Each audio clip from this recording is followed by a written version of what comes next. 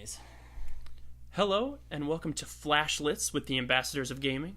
I am one of your two ambassadors, Chris. And I'm Michael. Today we will be quickly sharing our thoughts on our best games of the year. Now keep in mind, this is a personal list between Michael and I, so it may not match yours. It may have games on it that you hate or that you love, but either way, it doesn't have to match exactly.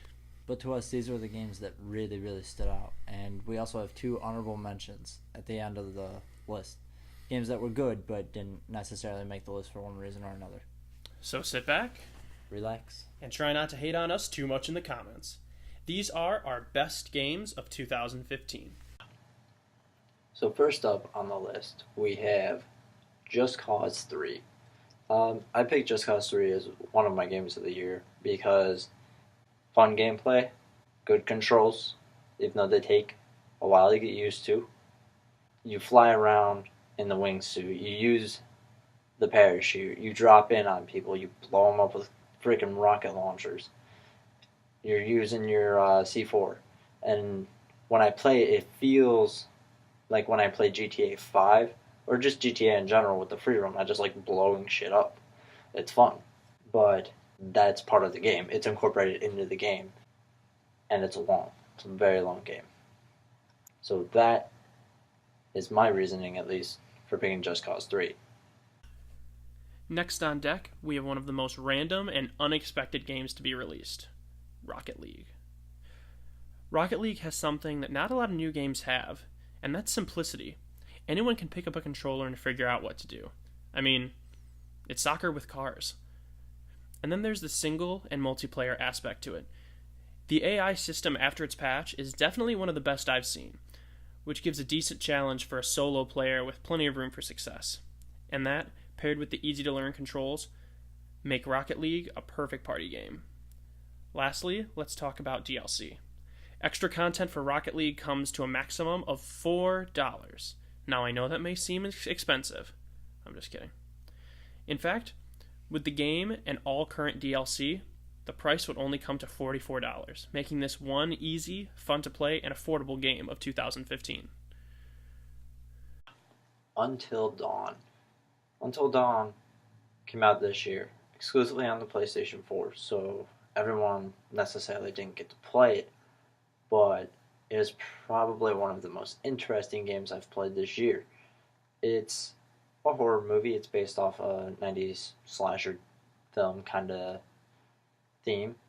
It incorporates the butterfly effect, so you make these choices throughout the game, and it differentiates the story. I mean, there's still a main story arc, but the way things happen, what happens to certain characters and what doesn't happen to certain characters, can differentiate from player to player. Almost everyone has a different experience, at least the first time they play the game through.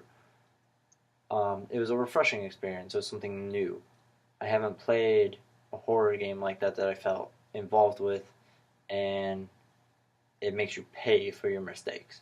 Once you fuck up, you fuck up. Your character dies, they're dead. That's it. So it really makes you think about the choices you make in the game. And the atmosphere for it was perfect too. You're in the middle of the mountains, creepy, there's a killer out to get you. And I just had a lot of fun with that game. It was interesting. I think it came out at a weird time of year. I think it should have launched maybe around Halloween, but it hit the spot. It hit the spot for a good story-driven, simplistic gameplay kind of game. And I think they did a very good job, and I'm excited to see where they go with Until Dawn. Next up is the piece of resistance for shooter fans everywhere, Call of Duty Black Ops 3. This installment has everything that a Treyarch COD fan could ask for and more. Let's start with multiplayer, as everyone loves it the most. The movement through sliding and wall running feels very fluid compared to the jerking and launching from Advanced Warfare. And with equalistic map design, each map area has advantages and disadvantages to keep one team from having too much power. Almost all formerly good perks have been split to make sure that no one person is invisible. You work hard enough, and that corner camping shotgunner won't stand a chance. And now, for Zombies. Zombies is back from the dead and stronger than ever. Black Ops 3 keeps its classic formula while giving it a new twist through Gobblegum, which is a new machine drop option providing perks and drops. Who knows? A max ammo at level 29 might be the difference between life and death. With fresh but familiar multiplayer and zombies, Treyarch COD comes back with a vengeance for 2015. Now it's time to talk about a game that has made a lot of news and a lot of top 10 games of the year. Metal Gear Solid 5. I hadn't played very much Metal Gear previously to this one, so I had to look up the synopsis, so I understood the story and got the little hints at things in the past. But you could play the game perfectly fine without knowing the story, or if you just don't care about the story, it's still a great game to play. The gameplay is very smooth. You can choose to be very stealthy, or you can choose to be a hardcore, I'm gonna go in and just fuck shit up kind of person. You can go in there guns blazing, you can go in with a rocket launcher and just take everybody out. It's not required, but you can. You get more points if you're stealthy, which I like. I like good stealth-based game. There are a lot of different aspects of Metal Gear Solid 5, and I'll try to cover them very quickly, is that there are a lot of side quests, side missions. The main missions are very long, about, I felt, 30 to 40 minutes usually per main mission. And it's a long game, it's meaty. I didn't really get bored with it. There's a lot to do. You have a lot to build up your base. You have a lot of choice in your guns, your AI, example, your buddy. They are also very, very helpful. Each one's obviously very different. You have a sniper, you have a horse, a dog, and I think the other one's like a droid, or like a walker. And they're all they do what they are supposed to do, which is very uncommon for AI. So I would like to congratulate them for putting that game out and it doing very, very well, and it being a very solid game. So that is why Metal Gear Solid 5 has made our top 10. Not our top 10, our top games of the year list. Lastly, we have Super Mario Maker. This game to me is a tribute from Nintendo to its decades-old Mario fanbase. Super Mario Maker gives players the tools to make levels just like the ones we all love growing up. Whether it is difficult or newbie levels you want, with the new search interface, it's not hard to find something for your own skill level.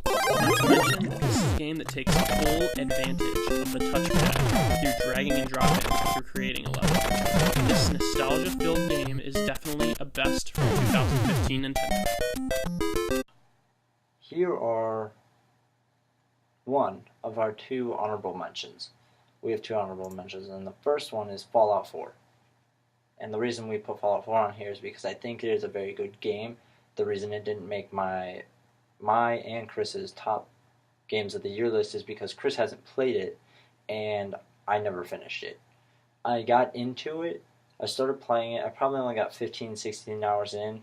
I went back and played it recently this week, and I got into it a little bit more. I like it, but I just never finished it, and it just didn't grab me the way a lot of games I've played this year did. I played Skyrim, and when I played Skyrim, that was my first introduction to Bethesda, and I thought Skyrim was a very well put together game, even though it was not maybe the most graphically appealing. And it's the same thing with this. Fallout's a good looking game. It's not the most visually appealing.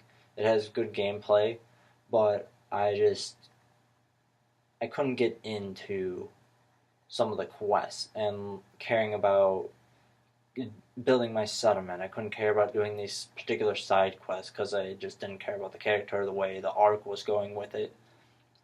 So I just never followed down those roads with it, and it just kind of dropped off because I just started playing other games. So that's why it didn't make the list. It's simply we just didn't play it. It's a good game. I would definitely recommend checking it out if you've never played Fallout before. It is a good introduction to the series. It's moderately hard for being a first person or just a shooter in general, shooter RPG. But yeah, that's all I can really say about Fallout because I haven't dug my teeth into it enough. Our final honorable mention is Destiny the Taken King. Even though it's technically an expansion with so much new content and the market made on gaming this year, I felt that it deserved a mention. As for the things it did right, definitely all the added content. It's amazing. Characters with the same old pre-recorded dialogue all of a sudden come to life through new cutscenes and missions, and Nolan North brings a quirky, comical feel to the Ghost we all knew. I loved exploring the Dreadnought and going through the new raid. It was definitely harder than the other two. Unfortunately for me, though, the cons outweighed the pros. Through hours of grinding and tiresome repetition of missions with weak loot drops, a player may have nothing to show for it, especially the casual player. With only one character, it took me forever to grind to where I needed to be to do the raid. Which got me thinking, not everyone is a raider, and seeing that raiding is the only way to get the highest level gear, it puts solo players at a real disadvantage. Destiny may be a fan favorite right now, but it just had too much against it to make our list this time. Thank you for sticking around, even though we're dumb and people don't always agree with us. Feel free to check up on our channel every now and then, see what we may have for you. You may like what you find. Expect Let's Plays, unboxings, game reviews, and other goodies. I'm Ambassador Chris. I'm Ambassador Michael. And we will see you in the next one.